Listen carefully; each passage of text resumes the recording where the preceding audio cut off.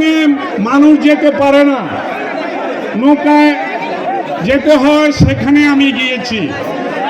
আমি নাঙ্গলকোটের মানুষের নেতা নয়, আমার কোনো পদ পদবি নাই। আমি নাঙ্গলকোটের মানুষের একজন কর্মী। আপনারা নেতা, আমি অনুরোধ করব সবাই সুশৃঙ্খলভাবে আপনারা দাঁড়িয়ে পড়ুন, আপনারা মিছিল করবেন না। মাননীয় মহাসচিব, আপনি হতো ইনশাআল্লাহ আমাদের নেতৃবৃন্দের বক্তব্য আপনারা শুনবেন।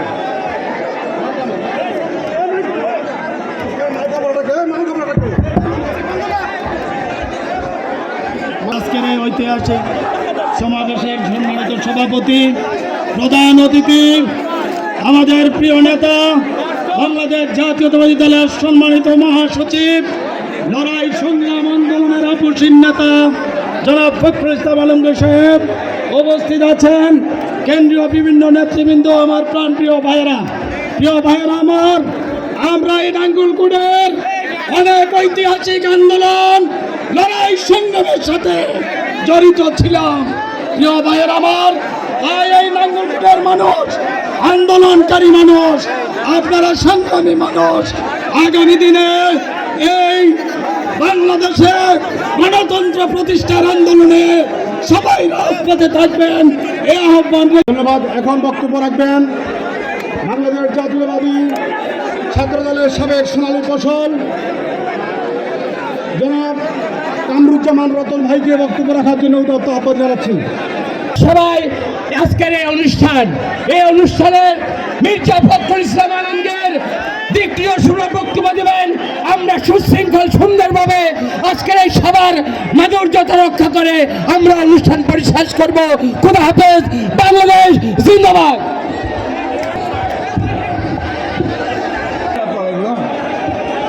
আপনারা মিটিংয়ের সৌন্দর্য রাখেন, ডিসিপ্লিন রাখেন।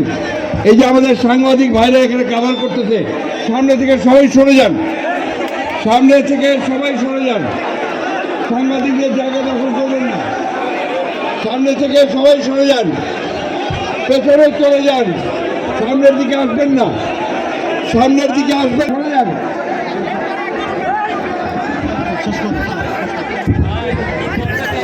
হিসাবে আমরা প্রতিটি নেতা কর্মী বনবাসী মানুষের পাশে এসে দাঁড়িয়েছি এবং আজকে আপনাদের নাঙ্গলকোটের মতো জায়গায় এসে উপস্থিত হয়েছেন আমাদের নেতা জননেতা জনাব মির্জা ফখরুল ইসলাম আলমগীর, এবং ওনাকে আজকে এখানে আনার জন্য যিনি উদ্যোগ নিয়েছেন আমরা তার কাছে কৃতজ্ঞতা জানাই। উনি হলেন বীর মুক্তিযোদ্ধা, বাংলাদেশ জাতীয়তাবাদী দলের চেয়ারপারসনের অন্যতম উপদেষ্টা, সাবেক সেই নির্বাচনে প্রধানমন্ত্রী হবেন আমাদের নেত্রী, আমাদের মা বেগম খালেদা জিয়া। প্রধানমন্ত্রী হবেন, রাষ্ট্রপতি এই যারা আমাদের নেতা উনি নির্দেশনা দেবেন। আমি আমার বক্তব্য না বাড়িয়ে আমি এখানে শেষ করছি।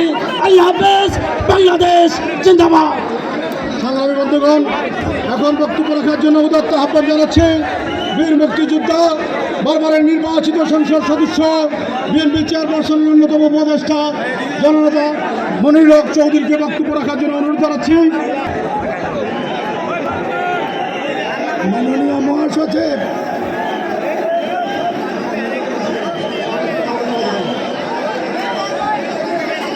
উপস্থিত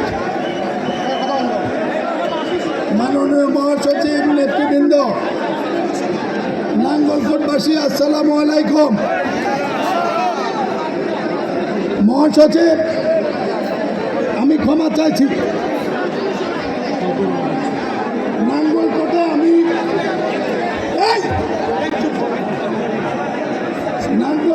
আমি 18 সালে জেলে ছিল, মুবাসের বইও জেলে ছিল। প্রার্থী না পাওয়ায় আমাকে তারেক জিয়া আপনি প্রার্থী করেছিলেন। তারপর আমি নাঙ্গলকোট আসতে পারি নাই।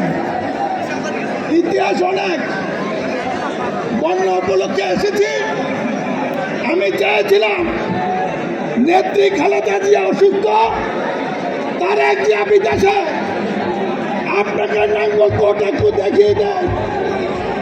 আগামী দিনে বিএনপি সরকার গঠন করলে অন্তত নাঙ্গলকোটের দুঃখ বেদনা, অভাব অনটন, সমস্যাগুলো তাদের জানতে পারেন। আপনার কথাই ঠিক, আমি ভুল করেছি, আমি ক্ষমা চাই।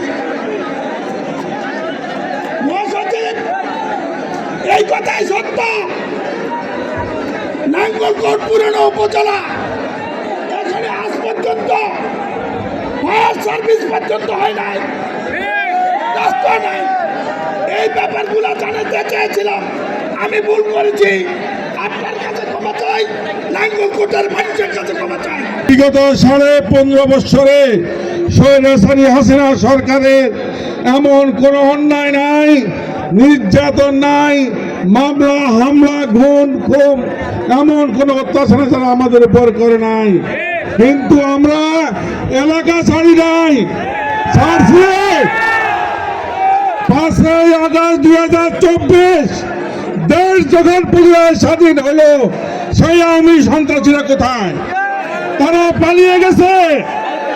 আমাদের উপর নির্যাতনের পরেও আমরা পালাই নাই, আমরা আছি। এই বাংলাদেশ আমাদের, এই বাংলাদেশ বেগম জিয়া, খালেদা জিয়া, তারেক রহমানের। এই